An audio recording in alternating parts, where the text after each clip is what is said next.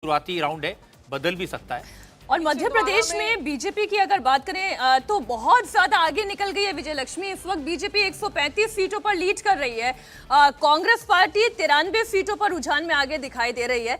बहुत बड़ा मार्जिन हो गया है। देखिए, अगर छिंदवाड़ा से कमलनाथ पीछे हैं तो ये ट्रेंड कंटिन्यू रहेंगे। टोंक से सचिन पायलट पीछे हैं तो राजस्थान में ये ट्रेंड कंटिन्यू रहेंगे। ये छिंदवाड़ा हम सब जानते हैं कि ये कमलनाथ का गढ़ है। 9 बार यहां से वो पार्लियामेंट के लिए चुने जा चुके हैं और कमलनाथ ने अपने बेटे नकुलनाथ को खड़ा किया था अपनी जगह, वो यहां से पार्लियामेंट के मेंबर हैं। छिंदवाड़ा की जो विधानसभा सीट है कमलनाथ ने बाई इलेक्शन में जीती थी और फर्स्ट राउंड की काउंटिंग में कमलनाथ आगे हैं। ये अब शायद फिर से ट्रेंड शुरू हुआ सर, पीछे चल और रहे हैं उसके बाद जब दोबारा इस वक्त ट्रेल कर रहे हैं सर कमलनाथ, ये क्लियर है। खबर जो है वो ये कि ट्रेल कर रहे हैं इस वक्त। अच्छा, उनका कहना है कि फर्स्ट राउंड की काउंटिंग में आगे थे, उसके बाद वो पीछे हो गए। उसके बाद पीछे हो गए। वो ये दावा करते हैं कि मेयर से लेकर सांसद तक सब कांग्रेस पार्टी के मैं जिताता हूं छिंदवाड़ा में, और ये उनका कॉन्फिडेंस दिखता भी है। देखिए, उनके बेटे ने पार्टी डिक्लेयर करे उससे पहले एमएलए के कैंडिडेट डिक्लेयर कर दिए थे, तो ये और पार्टी भी मानती है भैया उनका इलाका है, जिसको चाहे लड़ाएं, जिसको चाहे जिताएं। कमल पटेल जो हैं प्रभारी मार्जिन से पिछली बार 25,000 के मार्जिन से कमलनाथ जीते थे इस सीट को। और विवेक साहू जो बीजेपी के उम्मीदवार हैं, बीजेपी युवा मोर्चा के वहाँ के डिस्ट्रिक्ट के वो प्रेसिडेंट भी हैं, तो वो काफ़ी कड़ी टक्कर, क्योंकि काफ़ी एग्रेसिवली हम जब गए थे छिंदवाड़ा में तो विवेक साहू भी कैंपेनिंग वहाँ पर कर रहे थे। लेकिन छिंदवाड़ा जो है वो बेस्टन है कमलनाथ का, काफ़ी काम उन्होंने किया। जब वो यूपीए में मंत्री भी थे तब भी वो लोगों से पहले कहते थे कि बताइए छिंदवाड़ा के लिए आप क्या करेंगे, बाकी बातें बाद में करेंगे। तो इसलिए उनका एक बेस्टन उनका माना जाता है, बेटे उनके सांसद हैं। अगर कमलनाथ यहाँ से हारते हैं तो बड़ा कमल पटेल जिनके ऊपर जिम्मेदारी ट्रेल कर रहे हैं वो। इस बार के चुनाव में उनको भी पता था कि कम से कम पिछली बार जैसी स्थिति उनके अपने विधानसभा क्षेत्र में उनके लिए नहीं है।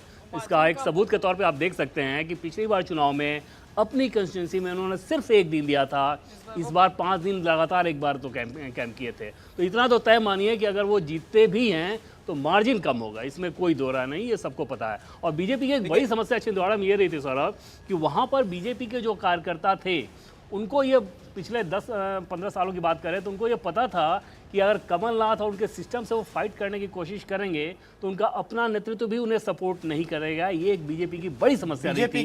बीजेपी की परेशानी भी दिख रही है। नरेंद्र सिंह तोमर पीछे हो गए देवेंद्र दिमनी से, दिमनी में, लेकिन फाइनली अगर आप देखेंगे तो उसमें आपको अच्छे मार्जिन के साथ वो जीतते हुए नजर आएंगे। बहुत क्लोज मुकाबला भी नहीं रहेगा और कमलनाथ भी अच्छे मार्जिन से जीतेंगे, मुझे इसमें कोई शक नहीं है। ये शुरुआती ट्रेंड में ऐसा लग सकता है वो थोड़े बहुत पीछे हो जाएं, लेकिन छिंदवाड़ा में कमलनाथ हारें, पीछे रह जाएं, ये बहुत आश्चर्य वाली बात है।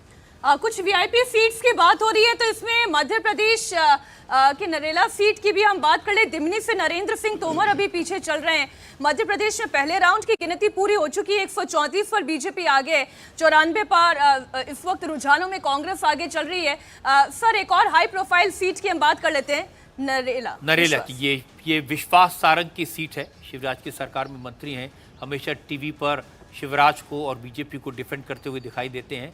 चौथी बार मैदान में, 3 बार चुनाव जीत चुके हैं। ब्राह्मण कायस्थ वोटर की संख्या ज़्यादा है इस सीट के ऊपर और 30% 30% मुस्लिम आबादी वाली ये सीट है। और विश्वास सारंग हम सब जानते हैं जिस तरह के वो बयान देते हैं, वो हार्ड हिंदुत्व की लाइन लेते हैं और उसी के लिए शायद इसका फ़ायदा उठाने की वो कोशिश करेंगे, इस इलाके में आगे चल रहे हैं। और एक बार जरा बात कर लेते हैं हम मध्य प्रदेश की जो सबसे वीआईपी सीट समझी जा रही है, बुधनी की भी।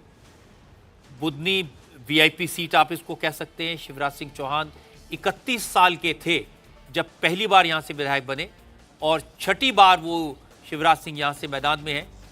अगर यहाँ का जातिगत समीकरण देखें, कास्ट फैक्टर देखें तो ओबीसी वोटर्स की तादाद ज़्यादा है।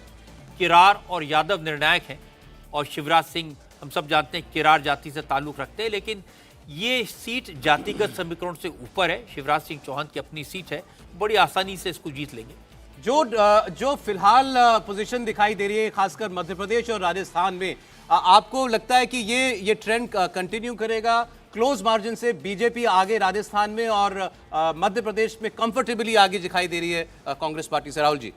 देखिए, जहाँ तक राजस्थान का ट्रेंड दिखाई दे रहा है, राजस्थान में मुझे लगता है ये ट्रेंड जो है बिल्कुल जारी रहेगा और राजस्थान में जो है बीजेपी कंफर्टेबल मार्जिन से चुनाव जीतेगी। देखिए, राजस्थान की एक बात और, अगर आप पिछले चुनावों में देखें तो बीजेपी जब जीतती है तो वो बड़े मार्जिन से जीतती है। उसका जो वोट शेयर भी होता है वो काफ़ी डिफरेंस होता है उसमें जब वो जीतती है। लेकिन जब क्लोज फाइट हो जाती है कहीं पे भी जगह, कांग्रेस जब भी जीती कम मार्जिन से जीतती है। बिल्कुल तो जब क्लोज फाइट कहीं बीजेपी जाती है तो बीजेपी के हारने के या बीजेपी की सीटें कम आने के चांसेस ज़्यादा होते हैं। तो इस तरह का ट्रेंड देखा गया है। लेकिन जहां मध्य प्रदेश की बात है, जैसे अभी हम बात कर रहे थे कुछ रीजन्स की, तो मध्य प्रदेश में जो है मुझे लगता है कि यहाँ कुछ चेंजेस जरूर आपको देखने आपको को मिलेंगे। ये और नजदीक मुझे होता ये लगता है कि ये नजदीक होगा चुनाव, क्योंकि जैसे कि रजत जी भी बोल रहे थे कि कमलनाथ अपनी सीट से नहीं हारेंगे किसी भी हालत में, और बाकी भी जो बड़े नेता हैं वहां पर जो खड़े हुए हैं वो भी अपनी सीटें जो हैं वो बाकायदा लेके आएंगे। आप तो ऐसे में ये कमलनाथ की ट्रेंड बात कर रहे थे, कमलनाथ जी अब इन तस्वीरों में दिखाई